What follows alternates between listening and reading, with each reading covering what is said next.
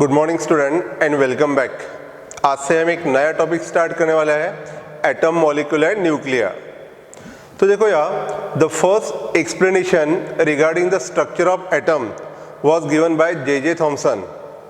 According to J.J. Thomson atomic model, atom consists of a positive charge sphere in which positive charge uniformly distributed and electrons is embedded inside it. जैसे आपने देखा होगा कि watermelon है और उसमें seed जैसे डिस्ट्रीब्यूट किए हैं, उसी तरह एक पॉजिटिव चार्ज स्फीयर है and electrons is embedded inside it. ठीक है, अब देखो यार, the first model of atom was proposed by J.J. Thomson. According to this model, an atom is a sphere of positive charge of uniform density of about 10⁻⁻10 meter in diameter, in which negative charges like electrons are embedded like pulps in a pudding balloon या seeds in watermelon. ठीक है, यहाँ पे दो electron में का distance ऐसा है कि repulsive force between the two electron is balanced by the attractive force between the electron and positive charge. ठीक है, this theory successfully explain the process of chemical reaction and radioactive disintegration. But इसमें कुछ drawbacks है, जैसे it failed to explain the spectral series obtained in hydrogen atom. Number 1 है, it could not explain the origin of several spectral series in case of hydrogen atom and other atom. And number 2, it failed to explain the large scattering of alpha particle in Rutherford experiment. और इस drawback की वजह से इस theory को हमने क्या किया है, निगलेक्ट। उसके बाद रुदरफोर्ड ने उसके दो एसोसिएट्स थे, जेगर्स और मार्सडन, उनसे कहा कि एक्सपेरिमेंट करो कि जिसमें गोल्ड फॉइल लो और alpha particle strike on A gold foil. अब सबसे पहले व्हाट इज अल्फा पार्टिकल? तो alpha particle is nothing but the positively charge helium nucleus. तो अगर हीलियम में के दोनों इलेक्ट्रॉन अगर निकाल दे तो वो कहा जाएगा positive charge alpha particle. So alpha particle is nothing but the positively charge helium nucleus. अब उन्होंने क्या किया कि अल्फा पार्टिकल को स्ट्राइक किए on a thin gold foil. तो अल्फा पार्टिकल जो पॉजिटिव चार्ज है, इस गोल्ड फॉइल में के जो न्यूक्लियस है, एटम है, उसके पॉजिटिव चार्ज न्यूक्लियस से क्या होंगे, स्कैटर्ड, और इलेक्ट्रॉन स्कैटर्ड होंगे डिफरेंट डायरेक्शन। तो उस इलेक्ट्रॉन को उन्होंने डिटेक्ट किया with the help of detector. ठीक है, and from this experiment he propose the atomic model. तो सबसे पहले जो एक्सपेरिमेंट था उसके ऑब्जर्वेशन देखेंगे हम। तो देखो यार, Geiger's and Marsden studied the scattering of alpha particle and by a thin gold foil and made the following observation. तो देखो यार, नंबर 1 है, most of the alpha particle passes through the foil straight away undeflected. So when alpha particle strike on a gold foil, you observe that most of the alpha particle will go undeviated along a straight line. Number 2, some of them deflected through small angle. Some of them deflected through small angle. Few alpha particle, 1 in 8,000, were deflected through a large angle more than 90 degree. ठीक है, more than 90 degree. Some of them even retraced their path, that is they are deflected, their deflection was 180 degree. जो head on collision है तो वो क्या हो जाएंगे, retrace करेंगे their path in opposite direction. तो देखो यार, when alpha particle strike on a gold foil, alpha particle scattered from different atoms of A gold foil. तो हमने क्या ऑब्जर्व किया है कि जो इलेक्ट्रॉन अल्फा पार्टिकल स्कैटर्ड हो रहे हैं उनको ऑब्जर्व किया, and from this observation it is clear that most of the alpha particle will go undivided. 1 out of 8,000 alpha particle will scattered bye angle more than 90 degree and 1 very few alpha particle will retrace their path in opposite direction. Okay, and from this observation he proposed a atomic model. So according to this model,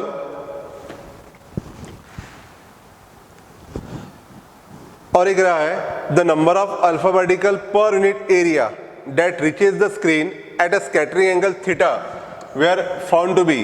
तो देखो यार, number of alpha particle scattered at different direction, वो किसके ऊपर depend है, scattering angle theta पे।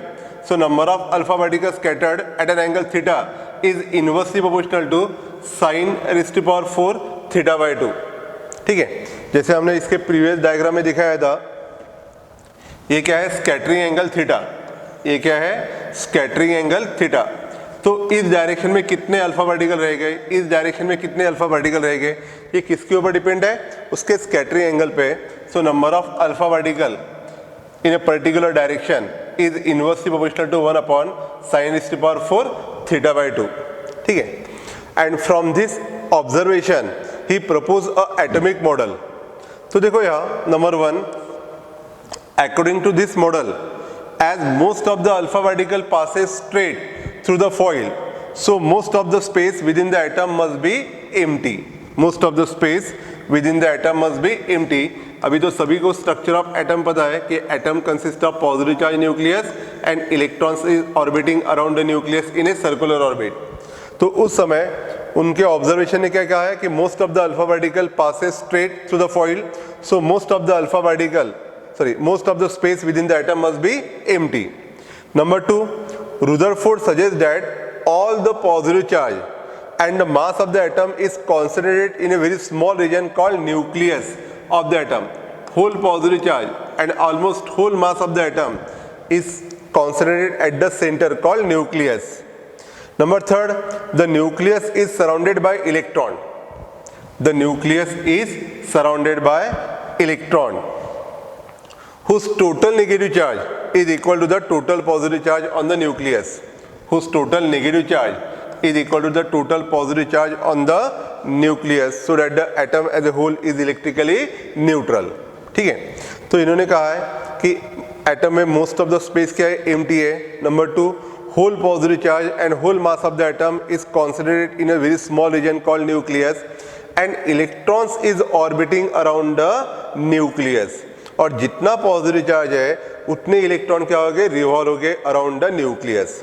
देखो यहाँ पे एक चीज इंपॉर्टेंट है कि उन्होंने सिर्फ ये कहा है कि electrons is orbiting around the nucleus in a fix orbit, ऐसा कुछ मेंशन किया है क्या, नहीं। They just say that the electrons is orbiting around the nucleus in a circular orbit. ठीक है, और जितना पॉजिटिव चार्ज है उतना ही क्या रहेगा, negative charge. So atom as a whole is electrically neutral. ठीक है, आगे ध्यान में। अब देखो यहाँ नेक्स्ट पार्ट है, यहाँ पे distance of closest approach. Distance of closest approach. अब जैसे हमने कहा था कि atom consist of positive charge sphere in which whole mass of the atom is concentrated. ठीक है, अब देखो यहाँ डिस्टेंस ऑफ क्लोजेस्ट अप्रोच। तो अल्फा पार्टिकल क्या है, positive charge and atom consists of positive charge nucleus in which whole mass of the atom is concentrated। अब देखो यहाँ जैसे alpha particle head on collision करेगा तो ये पॉजिटिव चार्ज जैसे जैसे न्यूक्लियस के करीब जाएगा तो न्यूक्लियस का पॉजिटिव चार्ज उसको क्या करेगा, रिपेल। मतलब ये कुछ डिस्टेंस तक जाएगा तो रिपल्सिव फोर्स की वजह से क्या होगा, यहाँ पे रुकेगा एंड देन टर्न बैक। तो ये जो डिस्टेंस है इस डिस्टेंस को क्या बोलेंगे, distance of closest approach. So the minimum distance from the nucleus up to which the alpha particle approaches, the minimum distance from the nucleus up to which the alpha particle approaches is called as distance of closest approach. ठीक है, तो आगे ध्यान में, तो जब भी head on collision होगा तो पॉजिटिव चार्ज अल्फा पार्टिकल इस न्यूक्लियस को डायरेक्ट एक्चुअली फिजिकल कांटेक्ट रहेगा कि नहीं, वो करीब जाएगा and due to the repulsive force is turn back. तो जितना करीब हो जाएगा उस डिस्टेंस को क्या बोलेंगे, डिस्टेंस ऑफ क्लोजेस्ट अप्रोच।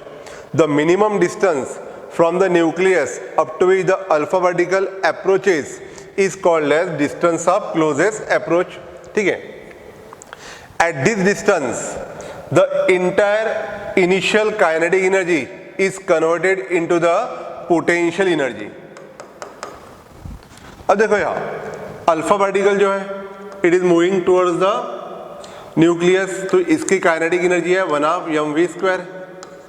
अब जैसे करीब जाएगा ये पॉजिटिव चार्ज न्यूक्लियस उसको क्या करेगा, रिपेल। मतलब some work is done against the repulsive force. और जब ये करीब आएगा तो यहाँ पे क्या रहेगा, उनको potential energy. And potential energy of the system of two charges का फॉर्मूला क्या था, 1/4πε0 Q1 Q2 अपॉन R। तो क्या होगा कि at this position whole kinetic energy get converted into the electrostatic potential energy. तो देखो यहाँ kinetic energy of alpha particle 1/2 mv², kinetic energy of alpha particle 1/2 mv² and electrostatic potential energy of alpha vertical and the nucleus, electrostatic potential energy of alpha vertical and the nucleus at r0 मतलब distance of closest approach. तो क्या रहेगी देखो potential energy 1/4πε0 that is k, Q1 Q2 upon r0 distance of closest approach. अब देखो Q1 मतलब क्या, charge on alpha particle which is equal to 2 times the charge on proton, Q2 charge on nucleus which is equal to Ze, where Z is the atomic number, that is number of proton। तो यहाँ पे kinetic energy है 1/2 mv², potential energy है 1/4πε0 Q1 Q2 upon r0। ठीक है, अब देखो यहाँ जैसे हमने कहा था कि according to law of conservation of energy kinetic energy get converted into the potential energy, kinetic energy get converted into potential energy. तो देखो यहाँ kinetic energy 1/2 mv² equal to potential energy 1/4πε0 को लिखा k, तो k times 2Ze² upon r0, क्योंकि charge on nucleus कितना है Ze और charge on alpha vertical 2e, so 2Ze² upon r0। So distance of closest approach equal to k times 2Ze² upon kinetic energy of alpha vertical, और kinetic energy of alpha vertical 1/2 mv², 2 ऊपर गया तो 4k Ze² upon mv²। तो आपको ये formula ध्यान में रखना है, distance of closest approach, distance of closest approach, that is the minimum distance up to which the alpha particle approaches the nucleus is called as distance of closest approach, and at this distance the entire kinetic energy of proton, entire kinetic energy of alpha particle get converted into the electrostatic potential energy between the alpha particle and the nucleus। okay, तो ये formula ध्यान में रखो, r0 equal to 2k Ze² upon kinetic energy of alpha, और k की value कितनी आएगी 1/4πε0। ठीक है, नेक्स्ट है इंपैक्ट पैरामीटर। अब देखो यहां अगर alpha vertical head on collision में है तो क्या होगा, it retrieves there path in opposite direction. अब जैसे न्यूक्लियस से डिस्टेंस उसका बढ़ेगा, न्यूक्लियस से उसका डिस्टेंस बढ़ेगा तो रिपल्सिव फोर्स कम होते जाएगा। कुछ डिस्टेंस के बाद क्या होगा कि इट विल गो अनडिवाइडेड, तो ये जो परपेंडिकुलर डिस्टेंस है उसको बोलेंगे impact parameter. Within the impact parameter the alpha particle will scattered making some angle theta. ठीक है, तो देखो यहाँ the impact parameter is defined as the perpendicular distance of the velocity vector of the alpha particle from the center of the nucleus when it is far away from the atom, उसको बोलेंगे impact parameter. अब देखो यहाँ alpha particle scattering experiment से और impact parameter के concept से क्या पता चलेगा, तो from the experiment one can notice the following point. Number 1, for large impact parameter the repulsive force experienced by alpha particle is weak and the alpha particle passes almost undeflected। तो जितना distance from the centre of nucleus इस alpha particle के velocity vector का ज्यादा रहेगा उतना repulsive force कम रहेगा and alpha particle will almost go undeflected. Number 2, for small impact parameter the repulsive force is large and so the alpha particle is scattered through large angle. जितना impact parameter भी कम रहेगा उतना repulsive force ज्यादा। And number 3, for head-on collision, when the alpha particle just aim at the center of nucleus, the impact parameter is 0 and the scattering angle theta equal to 180। Scattering angle theta क्या रहेगा 180, that is the alpha particle reverse back along its original path। ठीक है, तो जितना impact parameter ज़्यादा रहेगा जितना perpendicular distance ज़्यादा रहेगा उतना रिपल्सिव फोर्स क्या रहेगा, कम, and it will go undivided. So again impact parameter को हमने डिफाइन किया है, a perpendicular distance of the velocity vector of the alpha vertical from the center of the nucleus when it is far away from the atom. And Rutherford deduced the following relationship between the impact parameter B and scattering angle theta. तो आपको ध्यान में रखना है formula impact parameter B equal to 1/4 pi epsilon naught ZE square cot theta by 2 upon K, ZE square cot theta by 2 upon K, where K is the kinetic energy, ठीक है, और B equal to 1/4 pi epsilon naught ZE square cot theta by 2 upon 1/2 EMV square, ठीक है। तो ये आपको सिर्फ formula ध्यान में रखना है, distance of closest approach R0, उसके बाद impact parameter B, okay. And from the alpha particle scattering experiment, from the observation of alpha particle scattering experiment, Rutherford propose his atomic model. तो देखो यार, Rutherford nuclear model of atom, according to this model, number 1, an atom consist of a small and massive central core in which the entire positive charge and almost the whole mass of the atom are concentrated and this core is called as nucleus. जैसे हमने देखा है कि alpha particle जब head on collision होगा, it retrace their path in opposite direction. ये कब possible है, जब पॉजिटिव चार्ज अल्फा वर्टिकल किसी पॉजिटिव चार्ज हेवी न्यूक्लियस पे स्ट्राइक करेगा तभी। So from this observation we say that the atom consist of small and massive central core in which the entire positive charge and almost the whole mass of the atom is concentrated. This core is called as nucleus. Number 2, the size of the nucleus is extremely small, nearly 10 to the power minus 15 meter as compared to the size of the atom. As compared to the size of the atom, which is equal to 10 to the power minus 10 meter. Number 3, the number of electron revolving is equal to the number of positive charge in the nucleus. Hence, the atom is electrically neutral. Number 4, the centripetal force required for their revolutions is provided by the electrostatic attraction between the electron and the nucleus. ठीक है, तो ये था Rutherford atomic model. अब इस model के कुछ drawbacks. अब देखो यार, नंबर 1 है,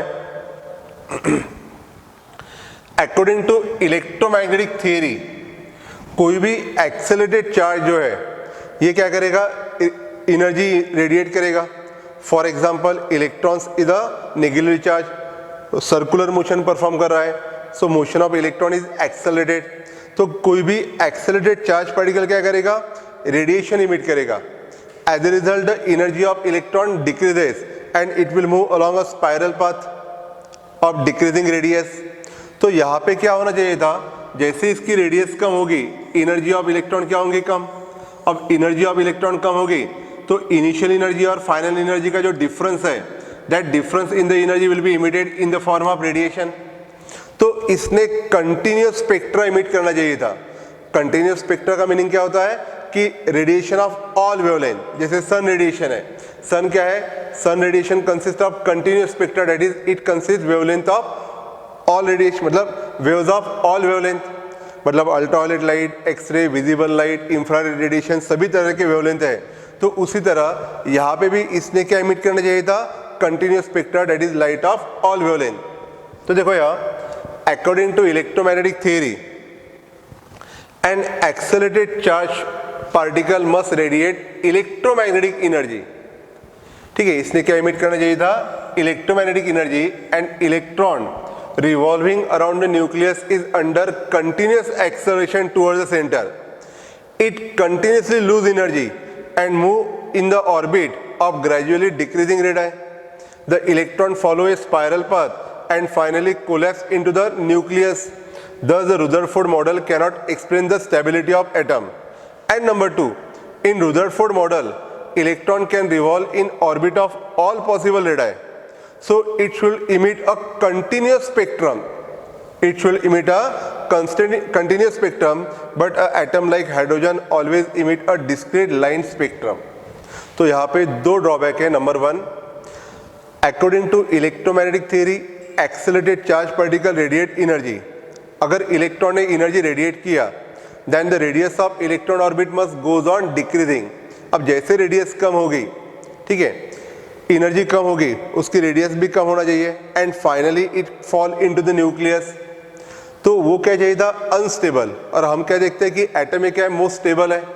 नंबर टू, जैसे रेडियस कम होगी तो difference in the energy will be emitted in the form of radiation. तो इसकी रेडियस कंटिन्यूसली चेंज होने वाली है। इट मीन्स इसने रेडिएशन इमिट करना चाहिए था ऑफ ऑल वेवलेंथ या कंटिन्यूस वेवलेंथ इसने इमिट करना चाहिए था। बट हम हाइड्रोजन एटम में क्या देखते हैं कि इंस्टेड ऑफ कंटिन्यूस स्पेक्ट्रा ये क्या इमिट करने वाला है? Line spectra, that is line of particular wavelength. तो ये लाइन ऑफ पर्टिकुलर वेवलेंथ क्यों इमिट कर रहा है? कंटिन्यूस स्पेक्ट्रा क्यों इमिट नहीं कर रहा? जैसे कि इलेक्ट्रोमैग्नेटिक थियरी ने कहा था कि इसका एक्सप्लेनेशन वो दे नहीं सका, तो ये क्या हो गया? उसका ड्रॉबैक। ठीक है। और उसके बाद है बोर्ड्स और एटॉमिक मॉडल। तो उसने ये जो ड्रॉबैक था उसमें करेक्शन किया है, वो अभी बाद में देखेंगे। अब इसके न्यूमेरिकल देखेंगे सबसे पहले। तो देखो यहाँ फर्स्ट न्यूमेरिकल है, what is the distance of closest approach when 5 million electron volt proton approaches a gold nucleus. इसका एटॉमिक नंबर कितना रहता है? 79। अब देखो यहाँ let R naught be the distance of closest approach.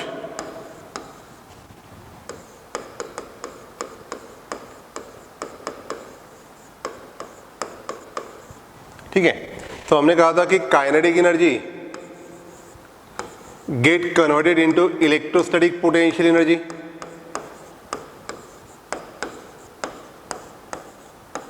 ठीक है। तो when proton strike the nucleus, तो ड्यू टू पॉजिटिव चार्ज, ये पॉजिटिव चार्ज न्यूक्लियस उसको क्या करेगा? रिपेल। तो यहाँ पर्टिकुलर डिस्टेंस तक जाएगा। इस डिस्टेंस को हमने कहा था डिस्टेंस ऑफ क्लोजेस्ट अप्रोच। तो kinetic energy of proton get converted into electrostatic potential energy between proton and nucleus। तो यहाँ पे distance of closest approach R naught equal to 1/4 pi epsilon naught charge on alpha vertical, sorry, charge on proton E, charge on nucleus 79 times E, because nucleus का atomic gold का atomic number कितना है? 79 upon 1/2 mv square.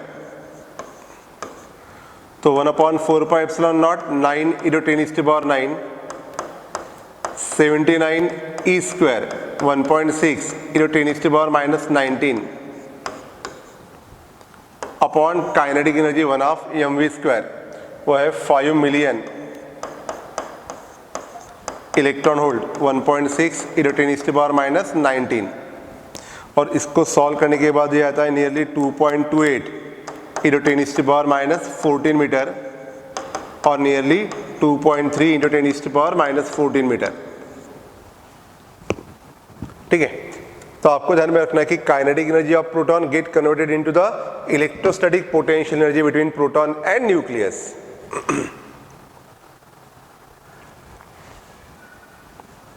Next है in Geiger's Marsden experiment, what is the distance of closest approach to the nucleus of a 7.7 million electron hole alpha vertical before it come momentarily to rest and reverse its direction। So again आपको पूछा है कि distance of closest approach R naught, kinetic energy of alpha vertical 7.7 million electron hole। ठीक है। तो again kinetic energy of alpha particle get converted into the potential energy of nucleus and alpha particle. So kinetic energy 1/2 mv square equal to potential energy 1/4 pi epsilon naught charge on alpha particle, charge on nucleus upon R naught। So distance of closest approach R naught equal to 1/4 pi epsilon naught charge on alpha vertical 2 times the charge on proton, charge on nucleus atomic number दिया है 79 into E that is 1.6 into 10 to the power minus 19 upon kinetic energy 7.7 million, that is 10 to the power 6 into 1.6 into 10 to the power minus 19. ठीक है, तो इसको solve करने के बाद ये आता है nearly 30 fermi metre, that is 30 into 10 to the power minus 15 metre. ये हो गया डिस्टेंस ऑफ क्लोजेस्ट अप्रोच.